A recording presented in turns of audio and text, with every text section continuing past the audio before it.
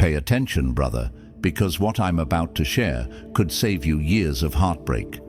Women don't just vanish when they're ready to betray you. That's a fairy tale. In reality, they set the stage first, quietly, carefully, step by step, and the stage is built on lies. Not sloppy lies, not the kind you catch with ease. These are smooth, calculated phrases. They sound reasonable, they sound caring, but they're weapons. They're designed to shift blame, to make you feel guilty for noticing the distance. They'll have you apologizing for seeing the truth. That's how men get blindsided, not by the act of betrayal, but by the words that came before it. Today, I'm going to reveal the 4 exact lies women tell before they cheat. Because these phrases aren't random, they're strategy. Each one is a psychological move meant to confuse you, weaken your defenses, and clear her path out. And at the very end, I'll give you the one response that flips the game. The Stoic way to handle betrayal before it destroys you. Stay locked in, because missing this lesson won't just cost you a relationship. It could cost you years of your life. If you value the truth more than comfort, hit that like button right now and tell me what city you're watching from. Because these lies, they cross every border. Let's begin. Lie number 1. I just haven't been in the mood lately. You've lived this before. Lying in bed late at night, the room silent, except for the glow of her phone lighting her face. She shifts, turns her back, pulls the blanket tighter. You lean closer, looking for a spark. But instead, she exhales and says the words you already know by heart. I just haven't been in the mood lately. The words hang in the air like smoke. Soft, harmless, almost believable. You lie there, convincing yourself it's normal. Stress, work, life piling up. You roll over, hoping it's just a passing storm. But storms clear. This doesn't, because when a woman loves you, fatigue doesn't erase her need for closeness. Even drained, she still seeks you. A hand reaching for yours, a head resting on your chest, the safety of your arms when the world is too heavy. Desire may fade in intensity, but connection, it doesn't vanish, it deepens. So when she withdraws from everything, no cuddles, no kisses, no warmth at all, it's not stress anymore, it's redirection. Her heart is moving elsewhere, and her body knows it. Look closer, and the pattern becomes undeniable. She tells you she's tired, yet her phone lights her face at midnight, and suddenly she's wide awake. She says she's drained, yet she has energy for early gym sessions, new clothes, perfume you haven't smelled in years. She laughs again, but not with you. With a screen she hides the moment you walk in. At night, she dresses like she's building a fortress. More layers, more barriers, more distance. The psychology is cruel, but simple. She isn't shutting down as a woman. She's shutting down with you, because her emotions are already tied to someone else. And every time you reach for her, it feels wrong to her. Not wrong to betray you, but wrong to betray him. That's the cut you don't see coming. She isn't lying when she says she's not in the mood. She's speaking truth, just not the truth you think. The flame didn't die, it just moved. And the bed you thought was cold? It isn't cold at all, it's burning. Just not for you anymore. Lie number 2. I just want to focus on myself right now. It usually comes out in a quiet moment. No fight, no drama. Just her voice, calm and steady. I just want to focus on myself right now. It sounds noble. It sounds mature. You nod, because how could you argue with self-growth? You tell yourself she's evolving, she's healing, she's chasing her best version. And as a good man, you want to support that. You want to believe it's real. But deep down, something stings. Because the woman who once dreamed with you now dreams without you. The woman who once planned with you now needs distance from you. And while you stand there admiring her self-work, she's slowly writing you out of the story. Here's the truth most men don't want to see. Real personal growth inside a relationship pulls couples closer, not further apart. When it's genuine, she says, "I want to be better, and I want us to be better together." She shares her breakthroughs.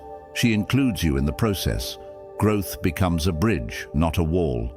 But when she insists on space, when every effort to join her feels like interference, that's not evolution. That's exit strategy. Watch how it plays out. She wraps her words in therapy language, finding myself, working on my boundaries, discovering my authentic self. It sounds enlightened, but the psychology is darker. She's building a version of herself that doesn't include you. So when she finally steps away, it feels justified. She can tell herself, it wasn't betrayal, it was growth. And the signs are always there.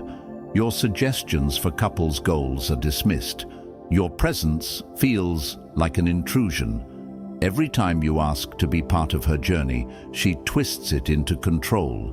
She reframes your care as pressure, your desire to be close as proof that you're holding her back. And slowly, you stop asking. You stop pushing. You start doubting yourself. That's the cruelty of it.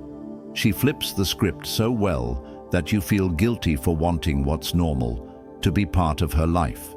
She'll say, "Why can't you just support me without needing to be included?" Or, "You should be happy I'm working on myself." The more you question it, the more she paints you as insecure, threatened, weak. But here's the dark reality. If her growth was real, you'd feel closer, not further.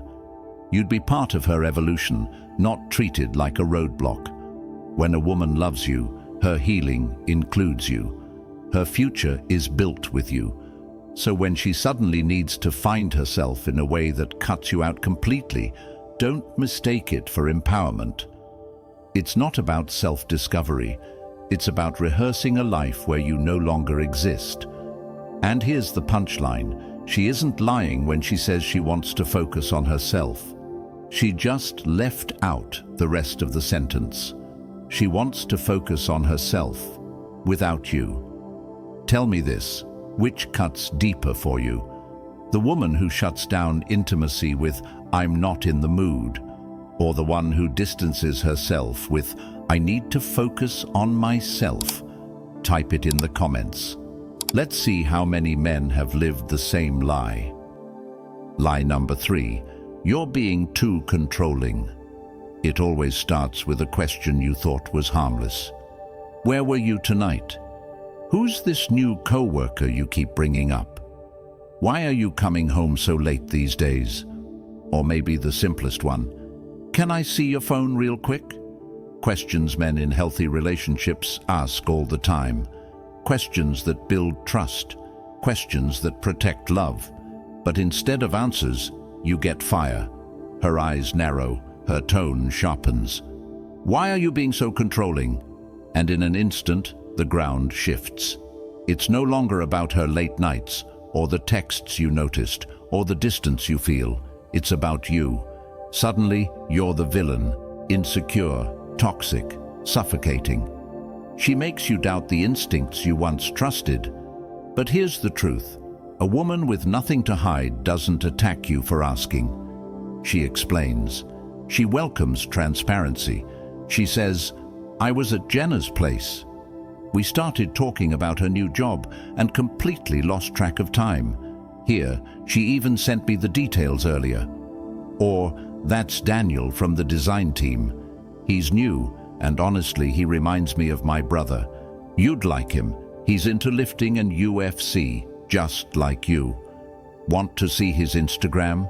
A faithful woman doesn't panic when you want clarity because she has nothing to fear. But when she's hiding something, every question feels like a spotlight. Every answer brings her closer to exposure. So she flips the script. She makes the question itself the problem. She builds a wall of accusations so thick you stop asking altogether. And that's the strategy most men never see. You're not being controlling. You're being managed. Every time you check in, she reframes it as proof of your weakness. Every time you follow your gut, she calls it paranoia. Every time you try to protect the relationship, she paints you as the reason it's falling apart. That's not transparency, that's camouflage. She isn't defending herself from control. She's defending her secrets from discovery. And here's the cruel punchline. The moment she calls you controlling for asking simple, human questions, that's the moment you're closest to the truth. Because men, listen, lies don't fear silence. Lies fear questions.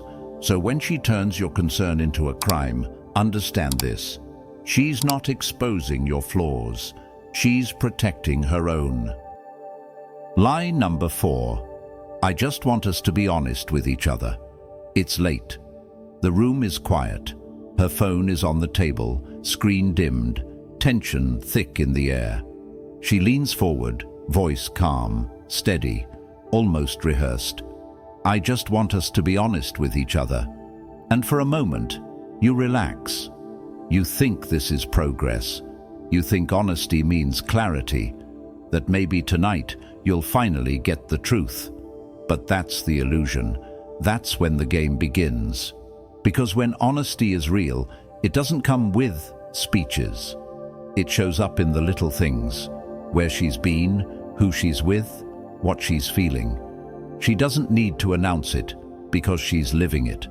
And you feel safe because the details arrive naturally, without pulling teeth.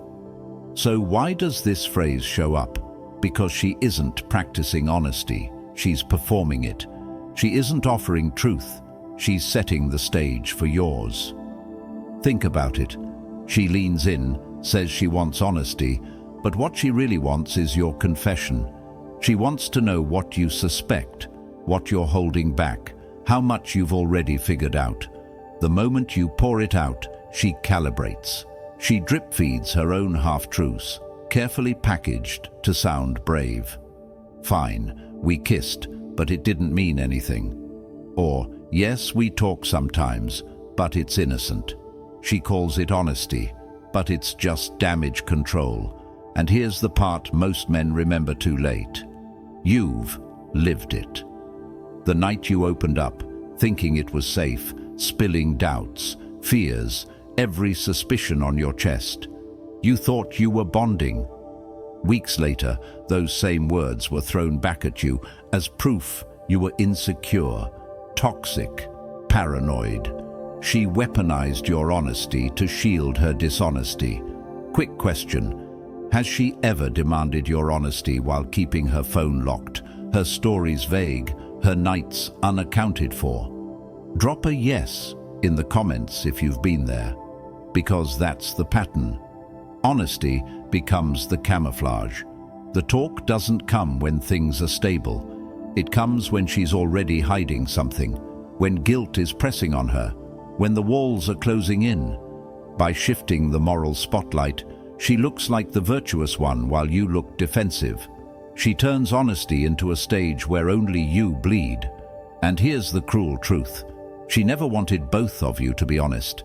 She wanted leverage. She wanted your cards face up on the table while she kept hers pressed against her chest. So when she says, I just want us to be honest with each other, don't hear hope. Hear warning. Because in that moment, honesty isn't about building trust. It's about building cover. So tell me, when she asked you for honesty, was it really about truth, or was it about setting the trap? Now here's what you should do. Your reaction is the weapon. Epictetus once said, "Freedom is the only worthy goal in life. It is won by disregarding things that lie beyond our control." Now you've heard the lies. Each one sounded reasonable on the surface. Each one carried a script, designed to make you doubt yourself while she bought time, created distance, or shifted blame. But here's the truth that cuts through all of them. You don't defeat lies by debating them. You don't win by explaining yourself harder, proving yourself louder, or begging her to see your side. That's the trap. Because every argument still feeds her energy. Every explanation still keeps you playing her game. The man who wins doesn't wrestle in her script. He rewrites it. Here's the code: recognize, detach, execute. The moment you hear the line, recognize it for what it is: a shield, not a truth. Don't argue, don't explain, don't try to fix. Detach, pull your energy back, stop fueling her narrative, then execute with standards. That means silence when baited, boundaries when tested, and if the pattern repeats, action without warning. You don't storm out in anger, you walk away in clarity. Understand this: your energy is the currency. Lies are powerless without your reaction, but most men hand it over too easily. They argue, plead, and chase, proving the very weakness she wanted to see. A man with standards doesn't hand over his peace like that. He invests it only where truth lives. Think about the difference. A man who argues can be manipulated forever. A man who withdraws and acts, he's untouchable. She can call him controlling, distant, even cold, but she can't control him, because control only works on the man still hooked to her words. And here's the paradox she never expects. The quieter you become, the louder her lies collapse. The less you react, the more she reveals. Silence forces truth to surface because there's nothing left for her to twist. So the standard is simple: no debates, no speeches, no desperate proving. You don't beg her to respect you. You act like a man who already respects himself. She can lie with words. She can twist with excuses. But she cannot manipulate the man who answers with silence and lives by his standards.